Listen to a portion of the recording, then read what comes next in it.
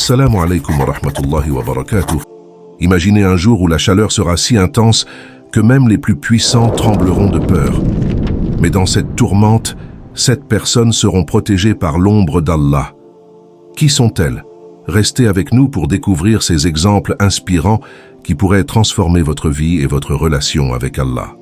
Chers frères et sœurs en islam, aujourd'hui, nous allons parler d'un sujet très important et profondément inspirant. Les 7 catégories de personnes qui seront sous l'ombre d'Allah le jour du jugement dernier. Ce jour, qui est un moment de grande anxiété et de stress pour l'humanité, sera marqué par des épreuves sans précédent. Dans cette atmosphère de chaleur accablante, Allah, dans sa grande miséricorde, accordera une protection spéciale à certaines personnes. Dans un hadith authentique, le prophète Muhammad, sallallahu alayhi wa sallam, nous a révélé ces 7 catégories de personnes qui bénéficieront de cette grande bénédiction. Chacune d'elles incarne des qualités que nous devrions tous aspirer à développer dans nos vies. Sans plus tarder, explorons qui sont ces personnes et comment nous pouvons nous efforcer de les imiter. Personne numéro 1. Un dirigeant juste. La première personne qui sera sous l'ombre d'Allah est un dirigeant juste. Le prophète Muhammad, sallallahu alayhi wa sallam, a souligné l'importance de la justice, en particulier pour ceux qui détiennent le pouvoir. Un dirigeant qui exerce son autorité avec équité et justice, en prenant soin des besoins de son peuple, mérite cette grande faveur d'Allah. La justice est un principe fondamental dans l'islam, et Allah nous rappelle dans le Coran que ceux qui agissent de manière injuste seront tenus responsables de leurs actions.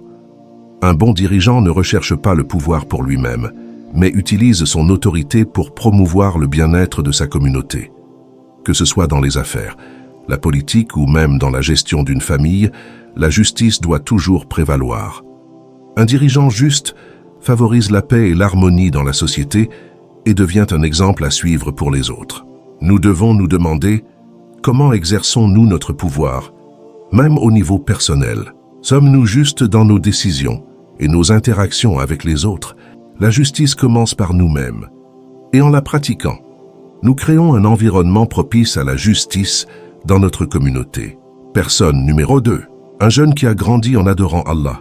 La jeunesse est une période cruciale où les valeurs et les croyances sont formées. Dans un monde plein de distractions et de tentations, il est essentiel que les jeunes trouvent leur voie vers Allah dès leur jeune âge. Ce hadith nous rappelle que ceux qui choisissent d'adorer Allah et de se concentrer sur leur foi, même en étant entourés d'influences négatives, sont honorés par Allah. Il est crucial pour les parents de guider leurs enfants dans leur éducation religieuse, de leur inculquer les valeurs islamiques et de leur enseigner l'importance de la prière, du jeûne et de la lecture du Coran. Les jeunes qui grandissent en se familiarisant avec leur foi et en pratiquant leur religion sont plus susceptibles de rester fermes dans leurs croyances même à l'âge adulte.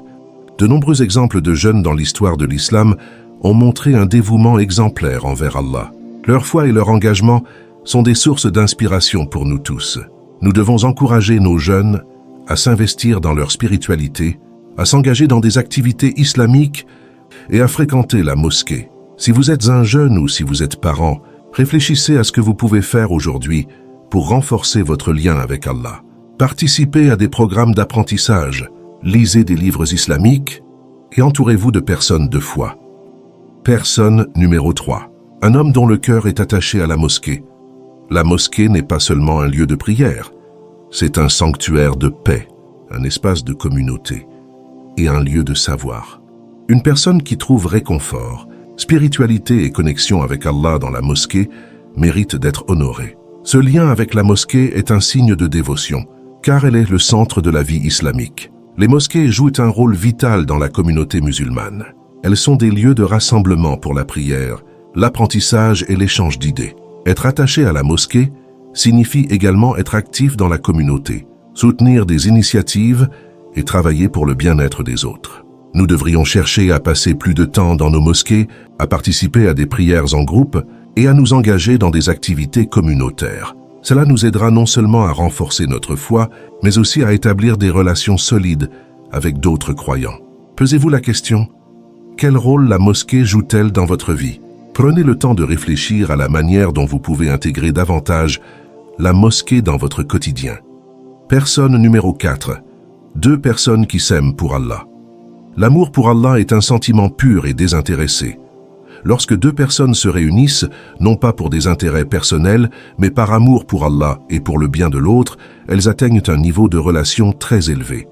Cela montre que leur cœur est rempli de foi et de dévotion. Cet amour transcende les relations mondaines. Il s'agit d'une affection fondée sur la piété, la compréhension et le soutien mutuel. Ces personnes se soutiennent dans leur cheminement spirituel, se conseillant et s'épaulant dans leur foi. Leur amour est un modèle d'amour pur et d'amitié sincère. Nous devrions aspirer à établir des amitiés et des relations qui reposent sur l'amour pour Allah. Cherchons à nous entourer de personnes qui nous élèvent spirituellement et nous encouragent à être de meilleures versions de nous-mêmes. En cultivant de telles relations, nous ne nous renforçons pas seulement spirituellement, mais nous contribuons également à créer une communauté forte, unie par des valeurs islamiques. Personne numéro 5. Un homme qui est sollicité par une femme de statut élevé et de beauté.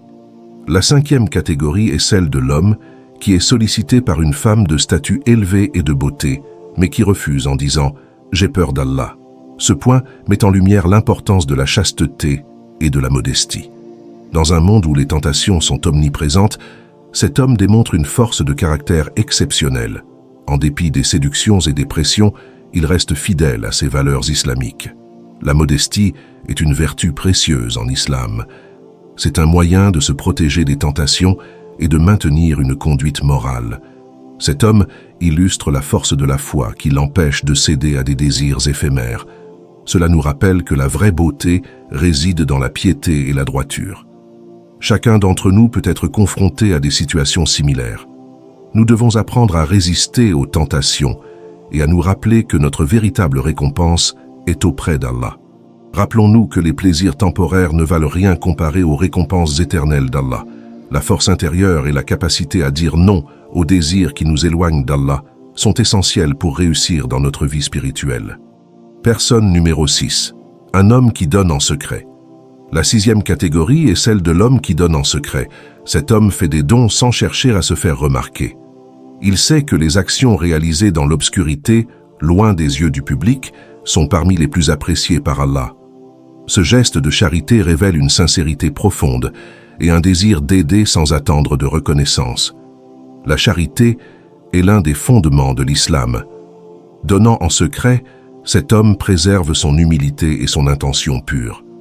Dans le Coran, Allah souligne que la charité donnée dans l'obscurité est plus méritoire que celle faite publiquement, car elle reflète un véritable souci pour le bien-être des autres, sans désir de retour.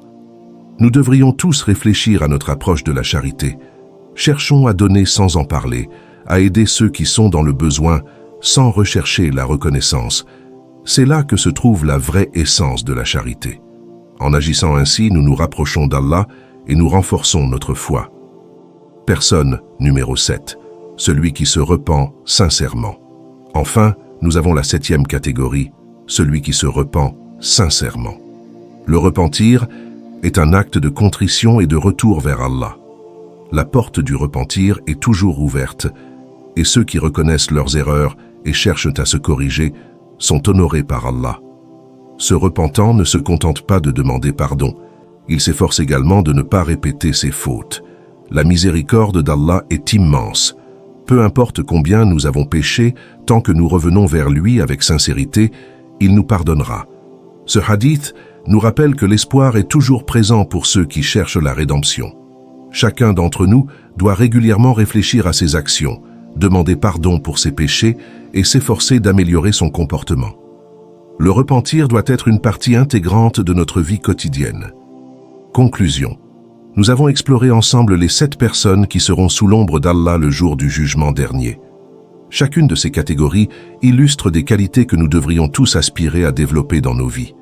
Que ce soit par la justice, l'adoration dès le jeune âge, l'attachement à la mosquée, l'amour désintéressé, la résistance aux tentations, la charité discrète ou le repentir sincère, chaque action compte dans notre quête de proximité avec Allah.